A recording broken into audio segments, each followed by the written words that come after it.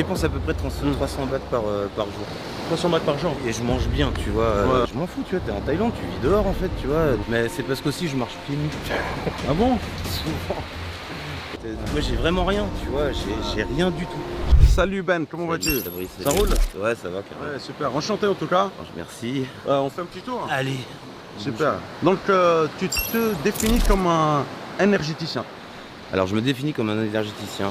Oui, je suis magnétiseur, énergéticien et formateur, c'est-à-dire que j'apprends aux gens à ressentir l'énergie et à s'en servir pour amener du mieux aux autres. Donc est-ce qu'on peut dire que tu es un expatrié énergéticien? J'aime pas le mot expat. Ouais. Je vais t'expliquer pourquoi. J'aime pas le mot expat parce que je trouve que les expats ils se comportent pas super bien dans leur pays d'accueil.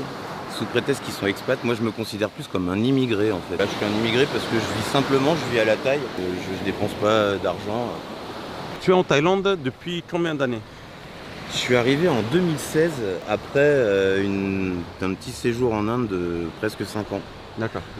J'ai habité beaucoup à Goa dans le sud et beaucoup dans le nord après vers le Rajasthan, vers l'Himachal Pradesh. J'adore les montagnes donc je suis resté beaucoup de temps haut dans l'Himalaya. J'ai pas eu une éducation spirituelle du tout. J'ai passé mon temps à la fac donc plutôt scientifique comme esprit. Tu faisais quoi en France? Pas grand chose de bien, rien qui me plaisait. Ton parcours? J'ai un parcours universitaire, j'ai fait, en fait j'ai un master 2 en sciences de l'éducation et en formation. J'en ai refait un par la suite parce que j'avais ouvert un centre de formation sur Nantes. Donc j'avais besoin de billes en management, donc j'ai refait un master 2 en management, donc j'ai 2 master 2. Est-ce que tu peux nous expliquer un peu plus ton cheminement? Comment tu es devenu énergéticien? Je suis à Pushkar dans le Rajasthan et j'ai une copine qui m'appelle et qui me dit bah je viens. Je fais bah ok.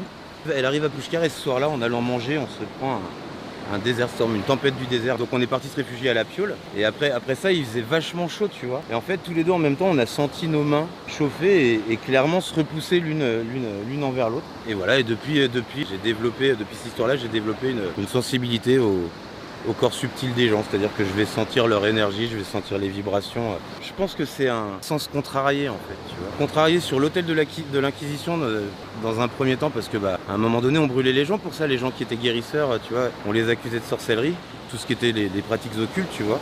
Et puis aussi, ça a été complètement tué sur l'autel de la médecine en blouse blanche, tu vois. Mais non, c'est un sens qu'on a tous en fait. Donc du coup, parce qu'en fait, j'habitais à Koh Phangan pendant 3 ans et demi. Et du coup, il y a beaucoup de gens qui viennent pour des questions spirituelles à Koh Phangan. Donc beaucoup de yoga, beaucoup de tantra et beaucoup de méditation. Des mecs qui viennent en fait faire tout ça, du qigong, de l'énergétique, machin. Est-ce que c'est l'île aux hippies? Parce que tu as quand même pas mal le look hippie, je sais pas, 70s, etc. Ouais, c'est complètement hippie. Et il y a toute une population de Farang qui sont issus de ça, des gens qui sont là depuis vachement longtemps, qui ont organisé les premières full moon dans les années 80, tu vois. Ce que j'ai ressenti, c'est qu'il y avait quand même, on va dire, des clans, des groupes d'amis, etc., qui n'étaient pas forcément chaleureux avec les gens qui venaient. En fait, on est complètement là-dedans, particulièrement en ce moment. Parce que si tu veux, faut comprendre ce que c'est qu'être Farang pendant le Covid sur une île comme ça. En fait, t'es quasiment seul, quoi. C'est toujours pareil, quand tu arrives dans un endroit, tu vois, tu as l'impression que les anciens, il y a une espèce de domination, tu vois, une hiérarchie. Tu vois. Est-ce que donc, tu traînes un peu plus avec des Thaïs ou des étrangers? Ah bah non, les étrangers, j'ai mes potes, autrement, ouais, je vis avec les Thaïs, quoi. Je me dis que si je suis parti d'Europe, c'est parce que je voulais pas être avec les Européens. Avec combien tu vis par mois, à peu près? Bah écoute, on va la faire simple. Ouais. Je paye mon appartement 5000, mon scooter 3000 et c'est tout ce que j'ai comme frais, le reste c'est de la bouffe. Je dépense à peu près 300 bahts par jour. J'ai rien du tout.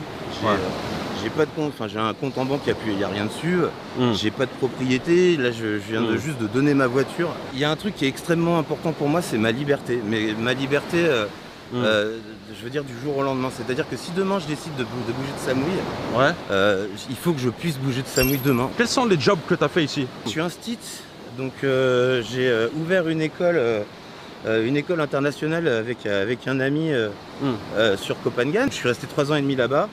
Ensuite on m'a proposé un poste au Cambodge dans une ONG qui s'appelle Happy Chandara. Et voilà, puis là je suis revenu au départ pour reprendre pour travailler à l'école française ici. Et tu as quel âge?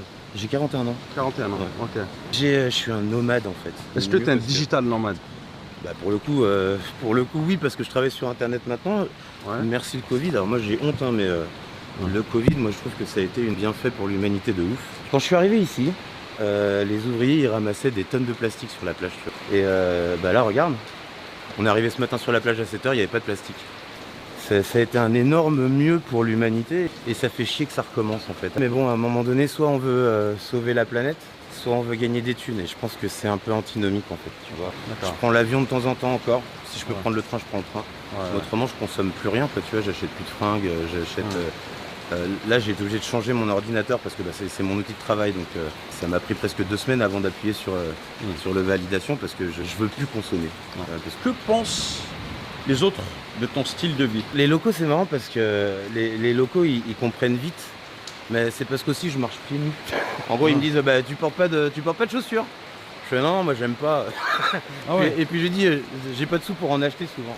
Ouais. Alors ils me croient pas, tu vois. Les tailles, ils sont pas plus cons que les autres, hein. Ils savent bien que. Ils commencent à conscientiser vraiment que la vie est dure en Europe, je pense. Tu vois. Parce qu'avant, ils pensaient pas, ils pensaient qu'un Européen c'était forcément riche. Alors les autres étrangers, les occidentaux, je pense que, tu sais, moi j'entends beaucoup le terme, ouais, mais ils sont perchés. Ouais, on m'a dit, va à Copenhague, tu vas voir plein de mecs perchés. Ouais, non, mais oui, d'accord. Il y a des gens qui sont fermés à tout un tas de trucs. Disons que c'est pas leur chemin de vie. En tout cas, c'est pas ce qu'ils ont à faire. Je pense que à essayer de comprendre l'autre, c'est le début de la tolérance. Peut-être aussi, j'en sais rien, tu vois. Merci beaucoup. Prenez soin de vous et on vous dit à très bientôt. À bientôt, merci. Ciao, ciao.